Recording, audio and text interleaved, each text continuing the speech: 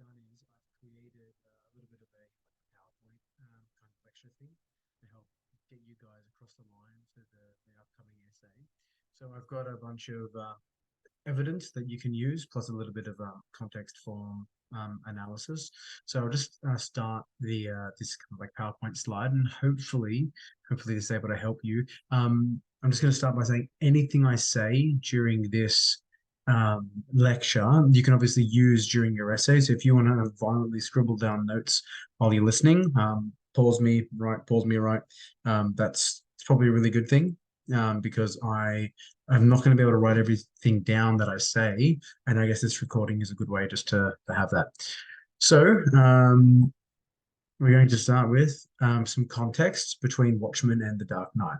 So, as you guys know, obviously Watchmen was written in the middle of the Cold War.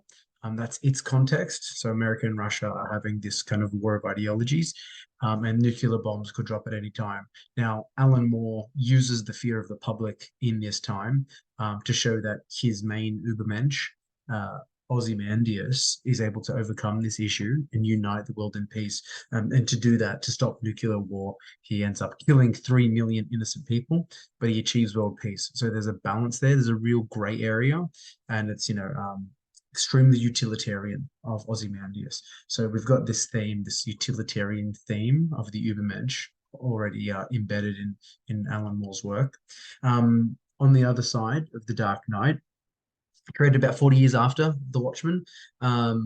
The American people have a distrust of the government. Obama's being put in place, and there's a lot of really racist people who weren't a fan of that. But also, there's like accusations that the government are using the internet and mobile phones, mobile devices to spy on the public. And so, Christopher Nolan, the director of The Dark Knight, capitalizes on that fear as he uses Batman, his Übermensch, to have all this weird surveillance technology to spy on people. But Batman does it for a good reason. So it's kind of, a little bit of commentary on what people thought of the government. And Christopher Nolan's commentary there is, if the government is using this spy kind of technology, they're probably using it for a good reason. So that's just some context between the two. We then obviously come to form. So Watchmen is a comic book. And Alan Moore's really creative with the way he uses comic books. So he kind of talks about the most obvious Übermensch in his book, Dr. Manhattan, and he kind of talks about how he can see time as past, present, and future. And that's exactly how you read a comic book. We can see everything all at once, past, present, future. I would really make an effort to try and mention that somewhere in your essay if you can fit it in, because it's a really smart point to make. And I think the markers will really appreciate that kind of nuanced view of the text. But yeah, also being able to read a story like Dr. Manhattan, it positions us as the reader as all powerful. And this is kind of reflected how the text ends with the guy handing the book to the kid saying, I leave the rest up to you. And this is us. That's what he's saying to us. The ending is open to our interpretation. We, as the reader, impose our own meaning onto it, which we'll get to later when we talk about Rorschach. In terms of form for Christopher Nolan, he's really smart in the way he uses film. When we look at the Joker interrogation scene, I'll be able to go into that a little bit more. But I mean, for the most part, form is different.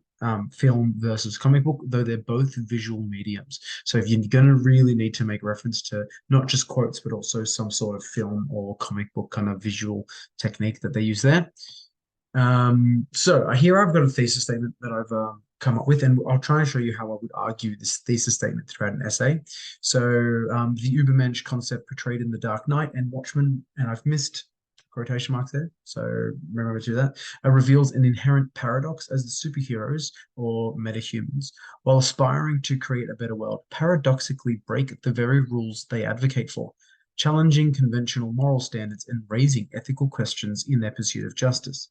So that's a little bit of a long-winded thesis, but I think it quite captures what we're talking about, that the Batman and the members of the Watchmen all kind of break the rules they have in order to do good things, right? And that's kind of the paradox there of the Übermensch.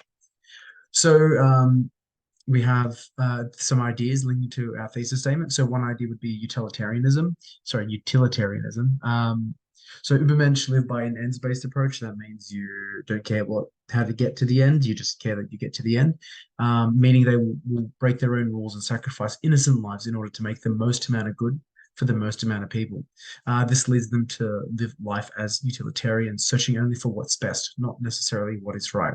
So that kind of sums up, Batman's attitude. He wants what's best for Gotham. Doesn't really care about doing the right thing necessarily, as long as he gets to his goal in the end. And obviously, Ozymandias, he kills 3 million people for world peace. He doesn't really care.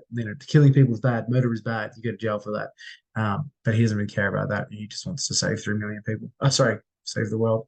Evidence for this, obviously, yeah, Watchmen, Ozymandias kills people to achieve peace, and Batman uses surveillance technology without consent to locate and defeat the Joker.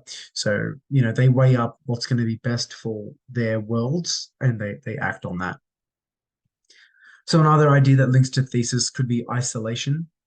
So due to the paradoxical nature of Übermensch, they are destined to be isolated from society and each other.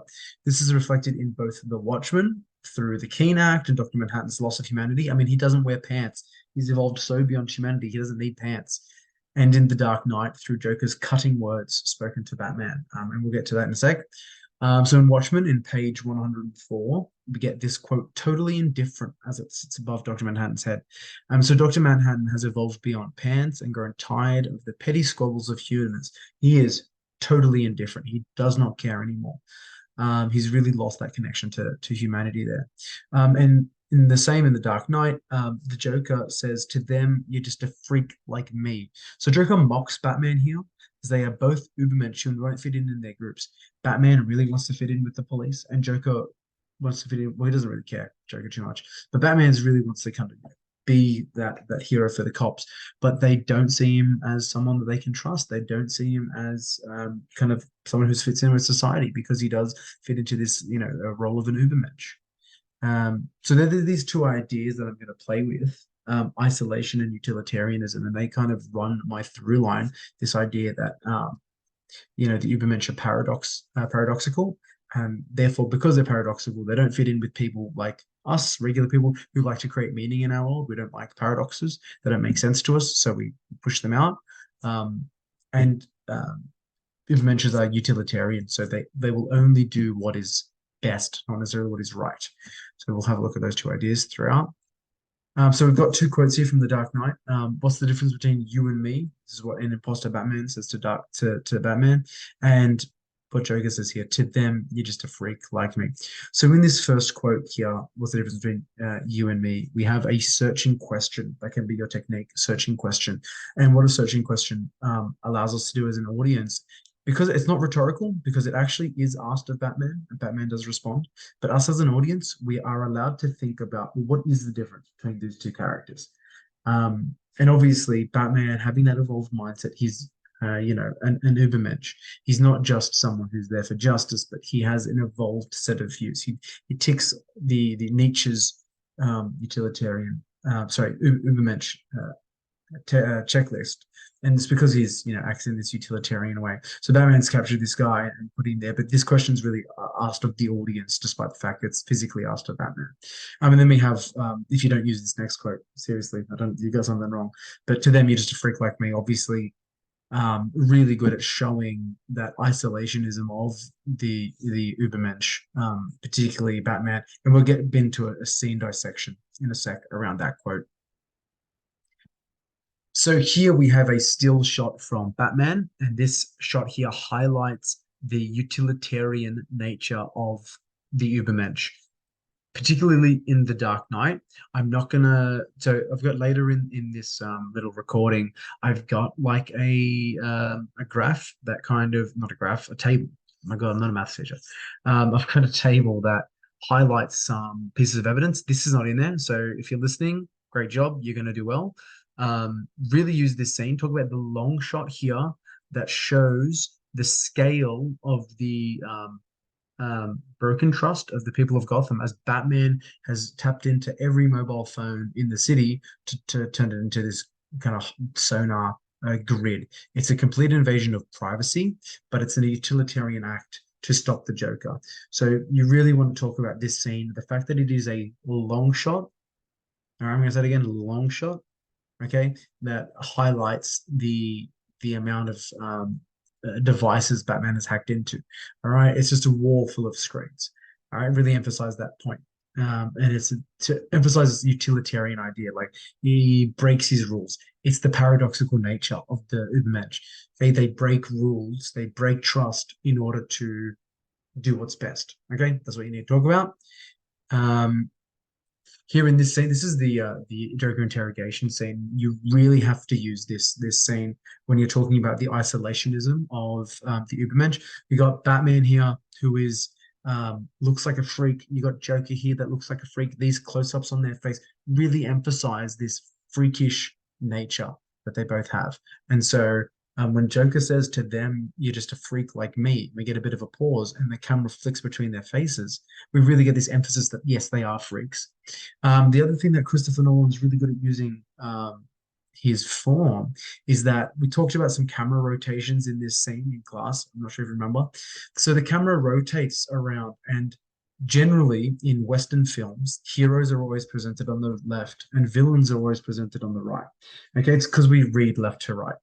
And when things go right to left, it feels odd. It feels against the grain. The camera starts to spin in Joker's scene, and when Joker says this, the camera spins and puts Joker on the left.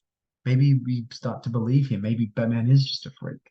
And so, using the camera in this way is, really important and really impactful. You can talk about that technique in your essay. Okay, so here we have page 388 from The Watchmen. Um, And really, what you want to talk about here is the great contrast. So, again, it fits in with this idea of utilitarianism. The contrast here is the words a stronger, loving world and the image, which is doesn't look strong or loving. We've got this kind of dying, bleeding, gross alien. We've got the newsreader and the boy that we've come to learn their story. We learn their connection, see how they evolve all throughout the story. We see them dead in a pool of blood. So we get this idea that so this contrast between and this image is extremely paradoxical. That's what you need to talk about. This image is representative of the paradox of the Übermensch. The words a stronger, loving world, and you look at this world and it doesn't look stronger or loving. All right, there's death and carnage and blood everywhere. All right, so this paradoxical nature of the Übermensch is what drives them, and this image perfectly encapsulates that paradox. So please talk about this in your essay. This image is really, really important. It shows the utilitarian nature and the paradoxical nature of the Übermensch. This may be the most important thing you talk about.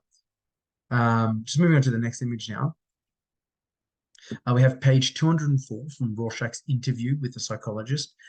In that first panel there, he says, "No meaning save what we choose to impose." And we start on a really zoomed in close up, so an extreme close up of the Rorschach test, and we can't really make out much from it. And as we start to zoom out, we see more and more of the picture. We can make more and more meaning. So the more distant we are, the more meaning we can impose. And so this is metaphoric. So you can talk about the metaphoric nature of this panel, these three panels, is that Ubermensch are quite distant. They're quite isolated from society. So you can talk about being distant, kind of, not literally, but figuratively. So they have like a distance from humanity because they're evolved from them. So they can see more of the picture. They can impose more meaning onto it. And so I would really like you guys to, if you're going to touch on isolation in The Watchmen, you can really use this scene where Rorschach says, "No meaning save what we choose to impose. We put meaning into life, but we as humans, we don't really put meaning. We can't really control our lives. We're kind of told things by the government. We just follow along. Whereas the Ubermensch, on the other hand, they do create meaning. They do impose meaning, and this perfectly sums it up in a nice metaphoric way." Okay, so we have page 401. We have all this kind of speech text bubbles that kind of show, the five living characters of the Watchmen here, and all the news channels contrasting ideas of, oh, we've got 3 million dead, we've got world peace, we've got 3 million dead, we've got world peace. And so the contrast here again highlights that paradoxical nature of a true Ubermensch. And then we have the bottom panel there with Ozymandias standing in front of the image of Alexander the Great, who had cut the Gordian knot. So this artwork of him cutting the Gordian knot, meaning he used his brain to solve a problem rather than strength. So America didn't need to use force of arms to defeat Russia. Ozymandias just used his brain to think outside the box. Okay, Ozymandias is also posed in a Christ-like stance. So this is done on purpose. So Christ, when he was crucified on the cross, he sacrificed himself, um, for humanity. And so here we have Ozymandias' sacrifice of people. He doesn't sacrifice himself. He sacrifices the lives of New Yorkers. Maybe he sacrifices his sanity or his conscience. But he exclaims, "I did it." And so what has he done? He has achieved what Alexander the Great could never do, which was achieve entire world peace. And we know that's his goal. So this Übermensch here, no one is more Übermensch than Ozymandias probably, because if you look at Nietzsche's idea of what an Übermensch is, so go back and watch that video. It's going to be linked in the PowerPoint. But Nietzsche's idea of the Übermensch, Ozymandias ticks every single one of those boxes. It's really important. But yeah, he's there triumphant, saying, "I did it." Um, and it's kind of, yeah, shows this utilitarian nature of the Übermensch. And so here's our final shot. I've just got some of the information here that I've talked about, and I've got like the pages, and I've got the text it's from, and I've got the quotes you might want to use. So feel free to use any of this in your essay. I really hope you do. What I would really like you to do is just take some time to do some work on this. So create some pedal paragraphs, extended pedals, write your essays, send them to me. I will mark them. I will get them back. I am available. You can message me, obviously. I'm at home. You can message me and I'll try and get back to you as quick as I can. I do have a baby to look after. That can be a handful sometimes, but I will try to get back to you. Any questions, please let me know. I hope this wasn't too long. Anyway, thanks, guys, if you did listen this far. Like and subscribe, obviously. No, I'm joking. All right, thanks, guys.